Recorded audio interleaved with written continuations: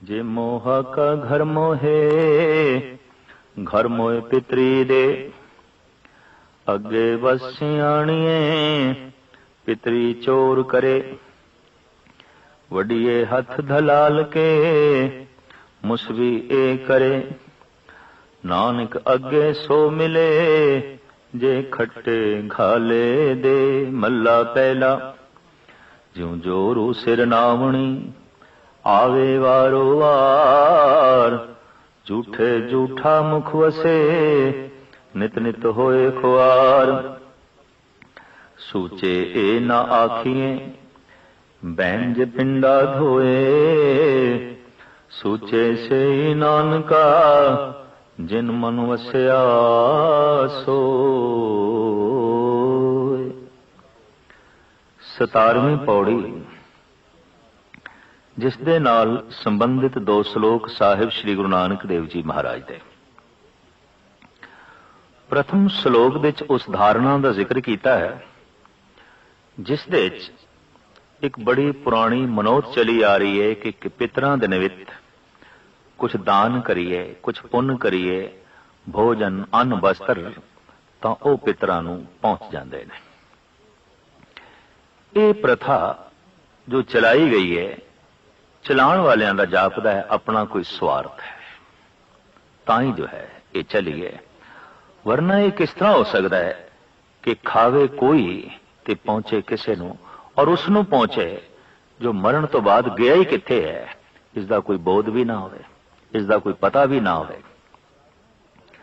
श्राद्धां दी प्रथा जो साडे देश दे प्रचलित होई, उस बारे साहिब श्री गुरु नानक देव जी महाराज का अपना नजरिया।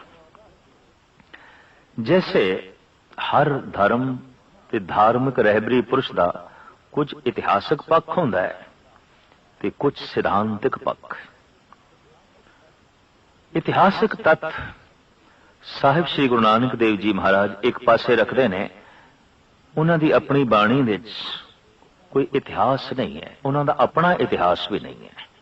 सिद्धांत तो गहरा नजरिया, बड़ी पैनी दृष्टि चाहिए है, तां जाके किधरे गुरु नानक दी गल समझदे चाहुंदी है। अगर कोई दावे नाल आखे कि नहीं, खावे एक ते पहुंचेगा, दूसरे नूं जरूर पहुंचेगा, पितरां नूं जरूर पहुंचेगा। भगत कबीर जी दा भी इस बारे अपना यह नजरिया है कि जीवत पितर न माने को, मुए श्राद्ध कराई।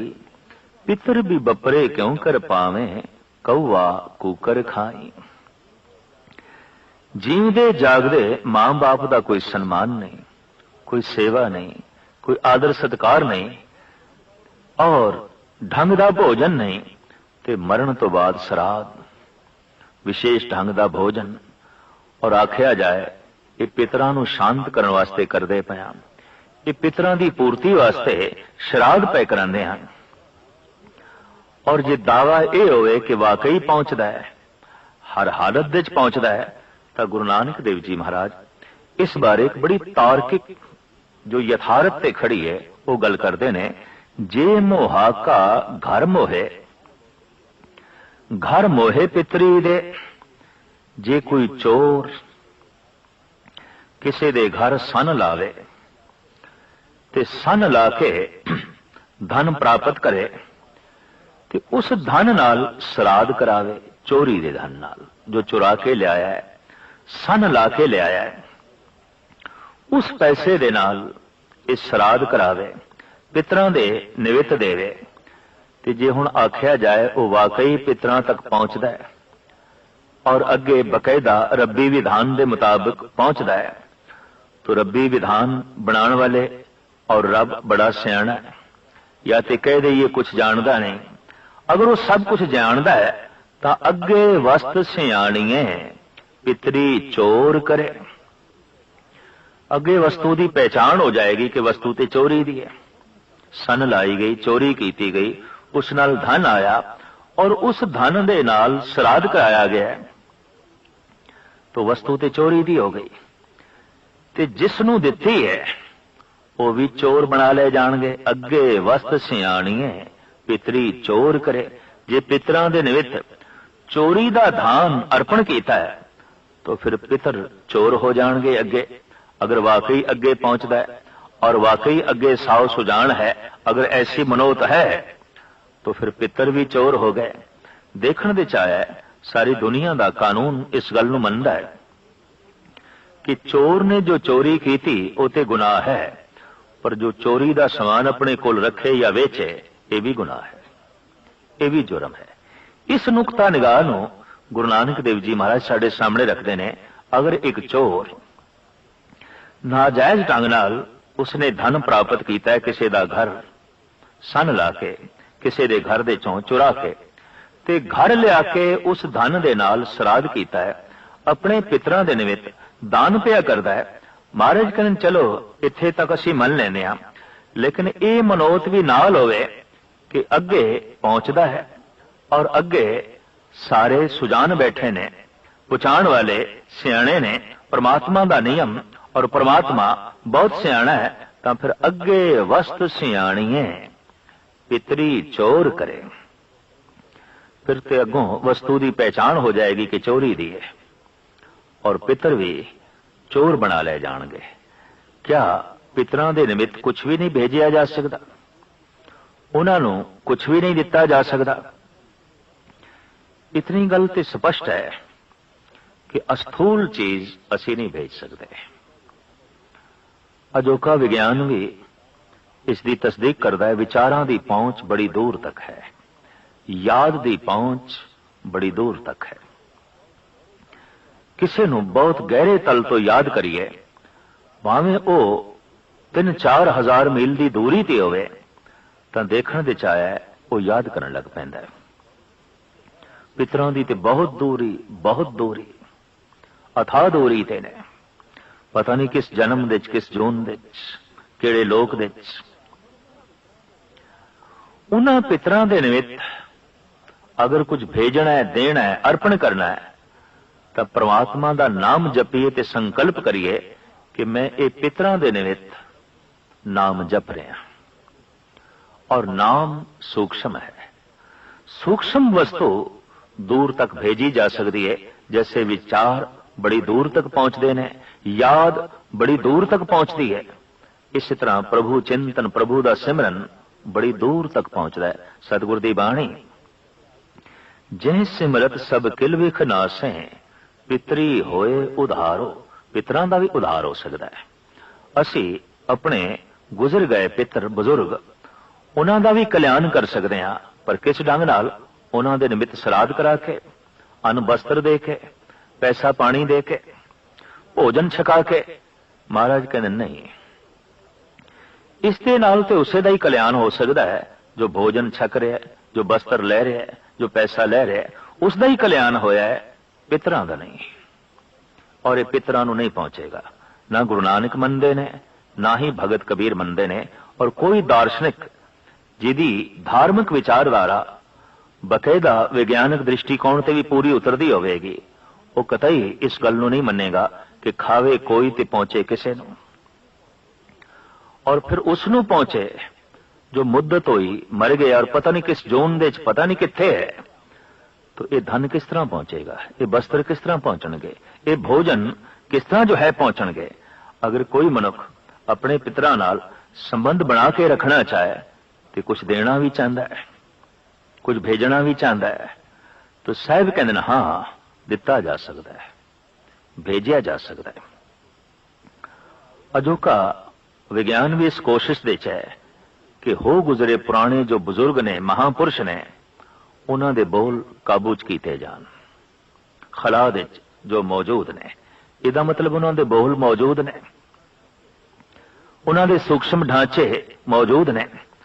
अगर पितर किसे लोक दे पुनर जन्म प्राप्त कर चुके ने, कोई होर जून दे चले गए ने, तो उन्हां दा कल्याण करना है, किस तरह करिए? तो सतगुरु कहंदे ने प्रभु दा सिमरन कर, पर पितरां दे निमित्त कर। जह सिमरत सब किल विख नासे, पितरी होए उधारो। पूर्ण दृढ़ संकल्प नाल कि तू प्रभु नूं याद करें, एकाग्रता दे नाल, और संकल्प करें कि इस कीती हुई याद दा फल मेरे पितरां नूं मिले। महाराज कहते मिल सकता है, पर तू आखे हुण मैं श्राद्ध कराना है, किसी नूं भोजन छकाना है, वस्त्र दान कराना है, दुध पिलाना है, खीर खवानी है, ये मेरे पितरां नूं पहुंचे, तो गुरु नानक देव जी महाराज कहते ऐसा नहीं। अगर आख्या जाए हाँ पहुंचता है, कोई हट करे, तो महाराज कहते फिर ऐसा भी हो सकता, अगर कोई चोर, अगर कोई डकैत डाका मार के धन लियावे ते उस धन दे नाल श्राद्ध करावे, ते जी अगे परमात्मा सियाणा है ते उन्होंने इतनी भी पहचान हो जाएगी कि चोरी दे धन नाल श्राद्ध होया, तो फिर अगे वस्तु की पहचान हो जाएगी कि जब चोरी दे धन नाल ही श्राद्ध होया है, तो श्राद्ध सारे दा सारा चोरी हो गया, क्योंकि चोरी दे धन नाल होया ना, ये सारा पुण्य भी एक चोरी हो गया। जैसे चोरी करना पाप, चोरी दा साजो समान रखना भी पाप, अगर ये पितरां नूं दे दिता गया चोरी दा धन, चोरी दा अन्न, चोरी दे वस्त्र, चोरी दा साजो समान, तो महाराज कहते ने अगे वस्त सियाणीए पितरी चोर करे, फिर ते पितर भी चोर बना ले जाणगे, फिर तू की श्राद्ध कीता। और ऐसा कोई मनुख दावा नहीं कर सकता कि 100% मेरा धन पावन है, पवित्र है।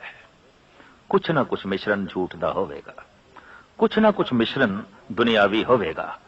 अगर वाकई ये पहुंचता है तो फिर झूठ भी पितरां नूं पहुंचेगा, ये अनर्थ भी पितरां नूं पहुंचेगा, ये अन्याय भी पितरां नूं पहुंचेगा। महाराज कहने नहीं, इस तरह की अस्थूल चीजां पितरां तक नहीं पहुंचदियां। अगर पहुंचदियां तो एक चोर दा कराया होया श्राद्ध पितरां नूं चोर बना देवेगा। साहिब गुरु नानक देव जी महाराज के समय जो राज सिंघासन सी, राज प्रथा सी, उस दे विच इस्लामी शरह के मुताबिक चोर दे हथ कट दिते जांदे सन। अज भी कई इस्लामी देशों च कट दिते जांदे ने। तो महाराज कहंदे ने वड्डिए हथ दलाल के मुसफी ए करे, जो विचोला है, जो दलाल है, वास्तविक वो चोर है जो चोरी दा धन एक थां तो दूसरी थां ते पहुंचांदा है, तो फिर उसदे हथ कट दिते जाणगे। दलाल कौन? अरदासिया, विचोला, जो ब्राह्मण श्राद्ध करा रहे है। महाराज कहंदे ने फिर इसदे ते हथ कट दिते जाणगे, क्योंकि चोरी दा धन एक थां तो दूसरी थां ते पहुंचा रहे है। नानक अगे सो मिले जे खट्टे घाले दे, अगे कुछ प्राप्त होंदा है, मरण तो बाद प्राप्त कुछ होंदा है। महाराज कहंदे हाँ होंदा है। अगर यही देही कुछ घालना घाले, कुछ जप करे, कुछ तप करे, कुछ पुण्य करे, तो नाश नहीं होंदे। ये मरण पर्यंत नाल जांदे ने, मरण तो बाद नाल जांदे ने। ये सब कुछ नाश नहीं होंदा, बल्कि मनुख झोली विच पा के इस सब कुछ नूं लै जांदा है। तो साहिब कहंदे जे तू अपना उधार चाहना है तो श्राद्ध दे भरोसे ते ना रही, अपना कल्याण खुद कर लवी।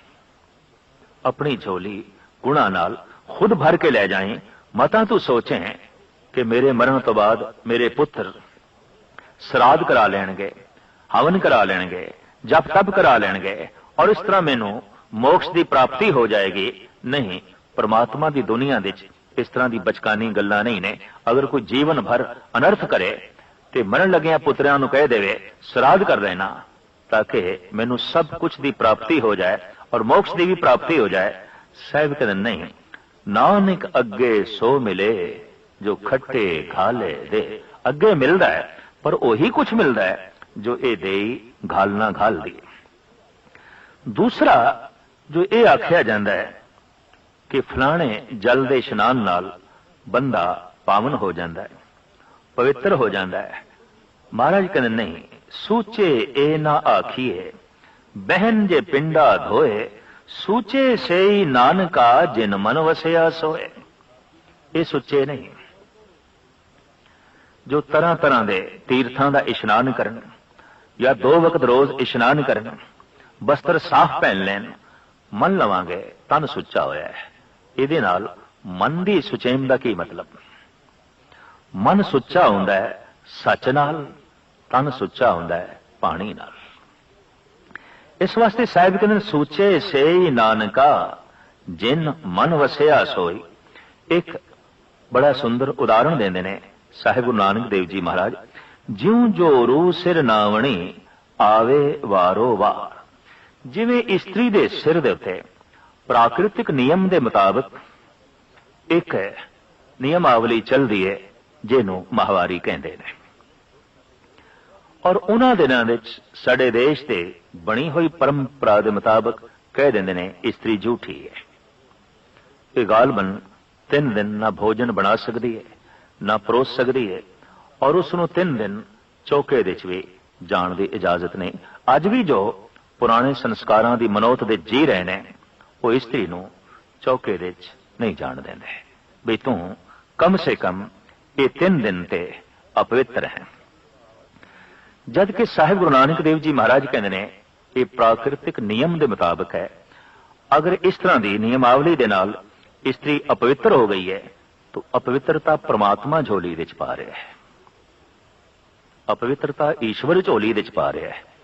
ਤੇ ਜੋ ਅਪਵਿੱਤਰਤਾ ਕਿਸੇ ਦੀ ਝੋਲੀ 'ਚ ਪਾ ਰਿਹਾ ਹੈ ਉਹ ਖੁਦ ਪਾਵਨ ਨਹੀਂ ਹੋ ਸਕਦਾ, ਖੁਦ ਪਵਿੱਤਰ ਨਹੀਂ ਹੋ ਸਕਦਾ।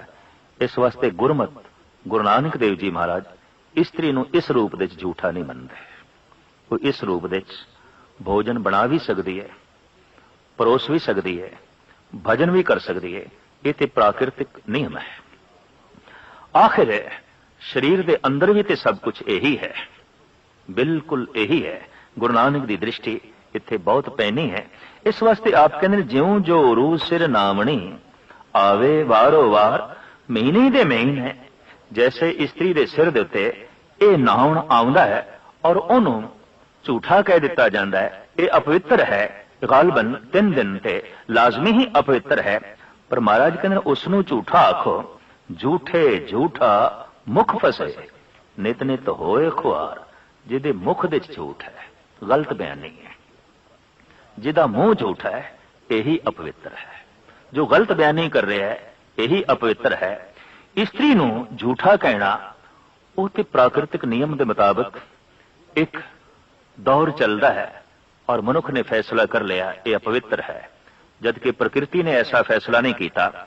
ਪ੍ਰਕਿਰਤੀ ਨੇ, ਪ੍ਰਮਾਤਮਾ ਨੇ ਔਰ ਸਤਪੁਰਸ਼ਾਂ ਨੇ ਇਹ ਫੈਸਲਾ ਜ਼ਰੂਰ ਕੀਤਾ ਹੈ ਜਿਹਦੇ ਮੁਖ ਦੇ ਝੂਠ ਹੈ ਉਹ ਝੂਠਾ ਹੈ, ਉਹ ਅਪਵਿੱਤਰ ਹੈ। ਉਹ ਜਿਸ ਚੀਜ਼ ਨੂੰ ਛੋਏਗਾ, ਜਿੱਥੇ ਬੈਠੇਗਾ, ਝੂਠ ਹੀ ਖਲੇਰੇਗਾ, ਅਪਵਿੱਤਰ ਹੈ। ਇਸ ਵਾਸਤੇ ਮਹਾਰਾਜ ਕਹਿੰਦੇ ਨੇ ਝੂਠਾ ਉਹ ਹੈ ਜਿਹਦੇ ਮੁਖ ਦੇ ਝੂਠ ਵਸਦਾ ਹੈ, ਝੂਠੀ ਉਹ ਇਸਤਰੀ ਨਹੀਂ ਜੋ ਪ੍ਰਾਕਿਰਤਿਕ ਨਿਯਮ ਦੇ ਮੁਤਾਬਕ ਜੋ ਹੈ ਨਾਵਣਾ ਕਰਦੀ ਹੈ, ਇਸ਼ਨਾਨ ਕਰਦੀ ਹੈ।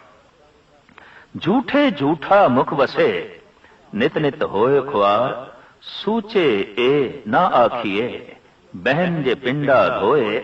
ਸੂਚੇ ਸੇ ਨਾਨਕਾ ਜਿਨ ਮਨ ਵਸਿਆ ਸੋਏ। ਆਪਣਾ ਤਨ ਜੋ ਤਰ੍ਹਾਂ ਤਰ੍ਹਾਂ ਦੇ ਜਲ ਦੇ ਨਾਲ ਧੋਂਦੇ ਨੇ, ਇਸ਼ਨਾਨ ਕਰਦੇ ਨੇ, ਮਹਾਰਾਜ ਕਹਿੰਦੇ ਨੇ ਇਹ ਸੁੱਚੇ ਨਹੀਂ। ਸੁੱਚੇ ਉਹ ਨੇ ਜਿਨ੍ਹਾਂ ਦੇ ਮਨ ਵਿੱਚ ਸੱਚ ਵਸ ਗਿਆ, ਈਸ਼ਵਰ ਵਸ ਗਿਆ। ਬੀਜਕ ਨਾਮਕ ਗ੍ਰੰਥ ਦੇ ਵਿੱਚ ਭਗਤ ਕਬੀਰ ਜੀ ਦਾ ਇੱਕ ਬੜਾ ਕੀਮਤੀ ਬੋਲ ਹੈ ਜੋ ਕਿ ਗੁਰੂ ਗ੍ਰੰਥ ਸਾਹਿਬ ਜੀ ਮਹਾਰਾਜ ਦੇ ਚ ਨਹੀਂ ਹੈ, ਕਿਉਂਕਿ ਬੀਜਕ ਗ੍ਰੰਥ ਦੇ ਵਿੱਚ ਭਗਤ ਧਨੀ ਰਾਮ ਦੇ ਵੀ ਬੋਲ ਨੇ ਜੋ ਕਬੀਰ ਪੰਥ ਦੇ ਉੱਗੇ ਪ੍ਰਚਾਰਕ ਹੋਏ ਨੇ। ਕਬੀਰ ਜੀ ਤੋਂ ਬਾਅਦ ਕਬੀਰ ਪੰਥ ਦੇ ਪ੍ਰਚਾਰ ਦੀ तमाम ਜ਼ਿੰਮੇਵਾਰੀ ਭਗਤ ਧਨੀ ਰਾਮ ਨੇ ਲਈ। ਤੇ ਧਨੀ ਰਾਮ ਨੇ ਜਿਤਨੀ ਵੀ ਰਚਨਾ ਰਚੀ ਉਹਦੇ ਚ ਆਪਣਾ ਨਾਮ ਨਾ ਵਰਤ ਕੇ ਭਗਤ ਕਬੀਰ ਦਾ ਵਰਤਿਆ। ਔਰ ਚूंकि ਉਹਨਾਂ ਦੀ ਗੱਦੀ ਤੇ ਸਨ ਤਾਂ ਵਿਧਾਨ ਦੇ ਮੁਤਾਬਕ ਵੀ ਆਪ ਉਹਨਾਂ ਦਾ ਨਾਮ ਵਰਤ ਸਕਦੇ ਸਨ। ਆਪ ਦੇ ਬੜੇ ਕੀਮਤੀ ਬੋਲ। ਆਪ ਕਹਿੰਦੇ ਨੇ ਜੱਟ बढ़ाए जो नर तर है मोर क्यों ना तर है जिनके लंबे लंबे पर है। ਕਹਿੰਦੇ ਨੇ ਕਿ ਜਟਾਵਾਂ ਬੋੜ ਦਾ ਦੁੱਧ ਪਾ ਕੇ ਬਣਾਈਆਂ ਜਾਂਦੀਆਂ ਨੇ। ਕੇਸ ਕੁਦਰਤੀ ਨੇ ਲੇਕਿਨ ਜਟਾਵਾਂ ਕੁਦਰਤੀ ਨਹੀਂ ਨੇ। ਜਟਾਵਾਂ ਬੋੜ ਦਾ ਦੁੱਧ ਪਾ ਕੇ ਬਣਾਈਆਂ ਜਾਂਦੀਆਂ ਨੇ ਔਰ ਬੋੜ ਦੇ ਦੁੱਧ ਨਾਲ ਸਿਰ ਦੇ ਕੇਸ ਬੜੇ ਲੰਬੇ ਹੋ ਜਾਂਦੇ ਨੇ। 10 ਫੁੱਟ 15 ਫੁੱਟ ਤੱਕ ਵੀ ਲੰਬੇ ਇਹ ਕੇਸ ਜੋਗੀਆਂ ਦੇ ਦੇਖਣ ਨੂੰ ਜੋ ਹੈ ਮਿਲਦੇ ਨੇ। तो धनी राम कहते ने जट बढ़ाए जो नर तर हैं मोर क्यों न तर हैं जिनके लंबे लंबे पर हैं। गंग नहाए जो नर तर हैं मेंढक क्यों न तर हैं जिनके गंगा में घर हैं। तू तो एक दिन स्नान करना है, 2 दिन करना है, साल बाद करना है, 6 महीने बाद करना है। पर जो दिन रात गंगा दे च रह रही ने मछलियां ते मेंढक, इन्हां दा ते पार उतारा अज ही हो जाना चाहिए। ये ते गंगा तो बाहर ही नहीं निकलते, ये ते दिन रात गंगा दे विच ने। तर्क नहीं कर रहे धनी राम। भगत कबीर जी दे भी बोल ने गुरु ग्रंथ साहब जी महाराज दे अंदर। आप कहते ने कबीर गंगा तीर जो घर करे, पीवे निर्मल नीर, पर बिन हर भजन न मुक्त होए, इम कै रमे कबीर। भावें तू कुटिया गंगा दे तट ते बना लवे, निर्मल जल पीवे ते इशनान करें, पर बिना हरि दे नाम तो, बिना सच दी धारणा तो तेनू मोक्ष गति दी प्राप्ति नहीं हो सकती। तो धनी राम कहते ने जट बढ़ाए जो नर तर हैं, मोर क्यों न तर हैं, जिनके लंबे लंबे पर हैं, गंग नहाए जो नर तर हैं, मेंढक क्यों न तर हैं, जिनके गंगा में घर हैं, शंख बजाए जो नर तर हैं, गधे क्यों न तर हैं, जिनके शंख जैसे सुर हैं, कहत कबीर सुनो रे संतो, वही नर तर हैं, जिनके हिरदे में हर है। पार उतारा उन्हीं दा आउंदा है जिन्हां दे हिरदे विच परमात्मा दे नाम दा वासा होवे। इस वास्ते साहिब कहंदे ने तीर्थां दा इशनान एक चंगी वाइब्रेशन विच, एक चंगे माहौल विच कुछ दिन बसर करना ते ठीक है।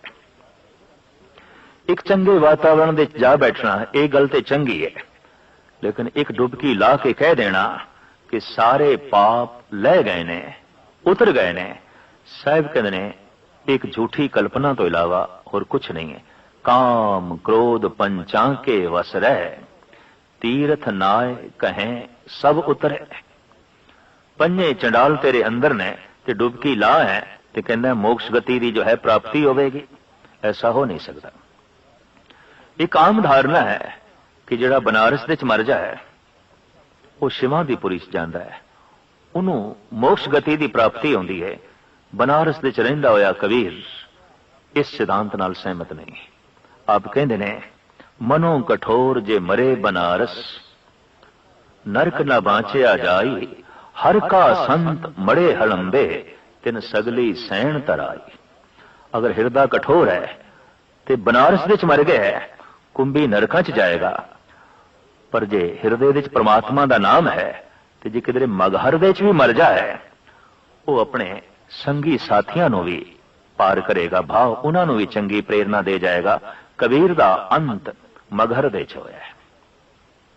जो गोरखपुर दे कोल एक छोटा जिहा कस्बा है, उस बारे यह धारणा है कि जिहड़ा इत्थे मरेगा वो खोते दी जोन दे च जाएगा।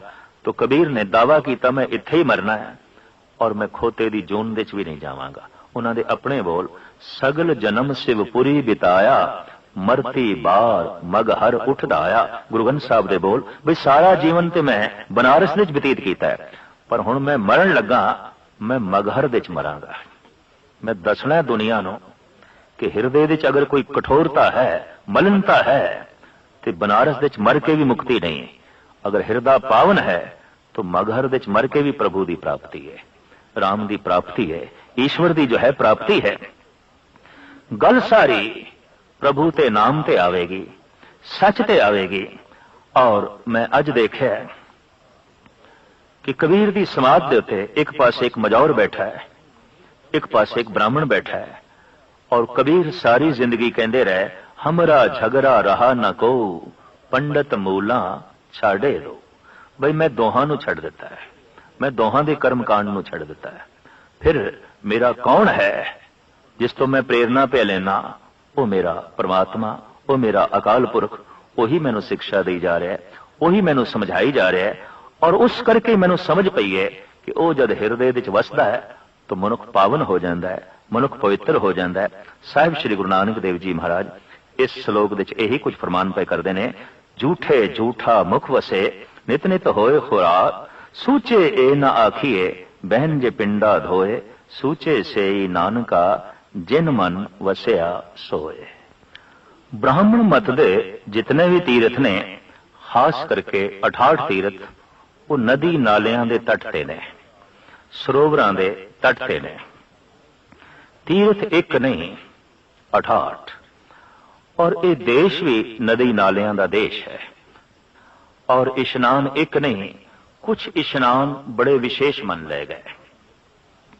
जैसे माघी दा इशनान, इस बारे भी गुरु ग्रंथ साहब जी महाराज दे च बैठे साहिब श्री गुरु अर्जन देव जी महाराज फरमान करते ने, माघ मझन संग साधुआ धूड़ी कर इशनान, हर का नाम ध्याए सुन सबना नू करदान।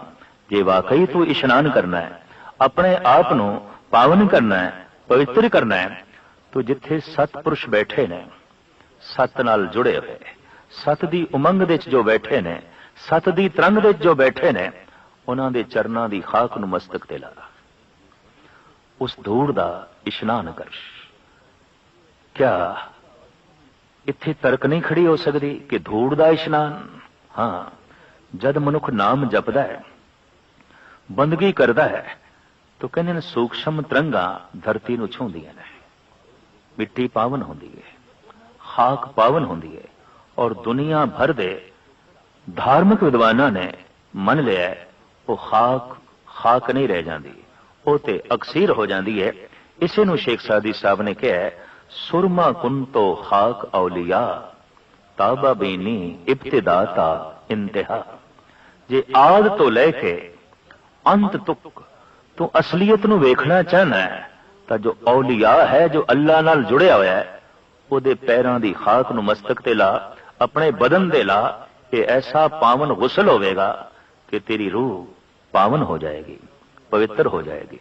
एक दिन गुरु गोबिंद सिंह जी महाराज प्रसन्नता दे घर दे च आए ते आप नंद लाल नू कहण लगे, साडा जी करदा है तैनू कुछ देईए, पर ऐसा ना होवे साडी देन कुछ होर होवे, तेरी मंग कुछ होर होवे, इस वास्ते तू स्वयं मंग ते असी देईए। क्योंकि जिस नाल प्यार होवे, जो चंगा लगन लग पवे, उन्होंने कुछ देण नू जी करदा है। जिस नाल नफरत ते घृणा होवे, उहदे कोल खोण नू जी करदा है। साहिब कहण लगे, तू मैनू बहुत प्यारा लगदा है, तेरी सेवा, तेरी जीवन शैली, तेरा कीता होया सत्संग, तेरा जप ते तेरा तप, आए हुए सत्संगियां दी सेवा जिस ढंग नाल तू करदा है, नंद लाल मेरी प्रसन्नता, मेरी खुशी तेरे नाल है, पर हुण तू कुछ मंग, मैं तेनू देआं। नंद लाल हथ जोड़ के कहंदे ने, प्रभु जद मैं इस दर ते आया सी, बड़ियां ही ख्वाहिशां नाल भरिया होया, बड़ा तनाव, बड़ी मंग, लेकिन सहजे सहजे ये बोझ लै गया। आम विचारवान कहंदे ने कि जितनियां नाजायज गलत ख्वाहिशां ने, वो प्रभु चिंतन दे नाल मिट जांदियां ने, मर जांदियां ने। प्रभु हुण ते मेरे अंदर कोई चाहत रही नहीं, तू किसी चाहत नू पैदा कर, असी दे के खुश होना है, सानू दे के खुशी होवेगी, तू जरूर कुछ ना कुछ मंग। भाई साहब मंग करते ने, हे प्रभु फिर इक्को एक आरजू, इक्को एक तमन्ना जो दिल दे किसी कोने विच पई है, वो मैं आप जी दे सामने रखा। शब्द कुर्बाने खाके राहे संगत, दिले गोया हमें बस आरजू करद। जिन्हां जिन्हां रस्तियां चों लंघ के ये संगतां आप दे दर तक पहुंचदियां ने, उन्हां रस्तियां दी खाक मैनू बना दे, ताकि मैं उन्हां दे चरनां नाल स्पर्श करके पावन हो जावां, पवित्र हो जावां। जिन्हां दे हिरदे च परमात्मा दा नाम है, उन्हां दे चरण इतने पावन ने कि धरती ते जिथे भी टिकणगे जरियां नू पावन कर देणगे, रेत नू पावन कर देणगे। तो गुरु अर्जन देव जी महाराज कहंदे ने, वाकई जे तू अपने मन नू पावन करना चाहना है, पवित्र करना चाहना है, और बड़े सौखे ढंग नाल करना चाहना है, तो सौखा ढंग ते यही है कि माघ मजन संग साधुआ धूड़ी करे स्नान, हर का नाम ध्याए सुन सबना नू करदान। उन्हां दी संगत विच बैठ के हरि दा नाम जप, ते जपिया होया नाम ये प्रेरणा सारियां नू जो है दान कर। इस ढंग दे नाल जन्म करम मल उतरे, मन ते जाए गुमान। जन्मां जन्मांतरां दी जिहड़ी मैल है तेरे मन दे उत्ते, सारी दी सारी लै जाएगी और तू पावन हो जाएगा।